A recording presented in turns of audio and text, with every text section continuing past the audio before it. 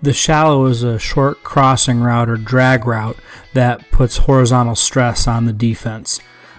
For us, whoever's running the shallow, we like them to be at a maximum of 6 yards away from the tackle. So if the end man on the line of scrimmage is this tackle and we are running X shallow, the X is either going to need to close the distance or we'll bring him in motion to make sure at the snap of the football we're at most 6 yards away, because it's imperative that this route get across the field quickly. We want them to gain little or no depth. The aiming point for this route, we always tell our guys to replace the heels of the defensive line. It's very important that you don't go any deeper, because then you are leaking into linebacker territory, and that's bad for several reasons. One, you're going to be initiating contact with guys that want to end your route. Two, many times the shallow is paired with the hunt, which creates a high-low read. By you creeping up into that depth, you're allowing one guy to cover two. That is a perfect way to not get the ball.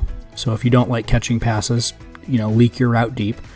After you cross the midline, that's when we can look for the football. We're looking to make sure our chin gets on the football. And then after the catch, we're going to continue to the sideline and get up the edge. This is one of those few routes that we coach where when you catch it, you continue versus catching and putting your foot in the ground and getting upfield. It's important to be looking ahead of yourself. If you notice the defense in zone, or we know the defense is in zone pre-snap, where you're looking across and you see a defender out in the outside flat space, you want to power down a little bit. If you know that you're being covered man, you have a trail defender, you obviously want to continue on that route. This first clip we're going to look at is good teaching tape. You'll notice that the Y is running the shallow. That's a yellow line here. You'll notice that he gets very little depth upfield, and he will actually run right down the heels of the vacated defenders. It's not a huge gain, but you'll see that even with solid coverage and no missed tackles, we still get a substantial gain just because he does the little things right. Snap of the ball, right down where the heels were, avoids that linebacker. He's got tight man coverage trailing, makes the catch, no missed tackle, but still gain for 6 yards. In this clip, you're going to see our H screams down there, replacing the line. Defenders go deep, and that's a little bit more of a gainer. Here you're going to see the example of using jet motion. Sometimes we'll release the jet motion to actually run the shallow.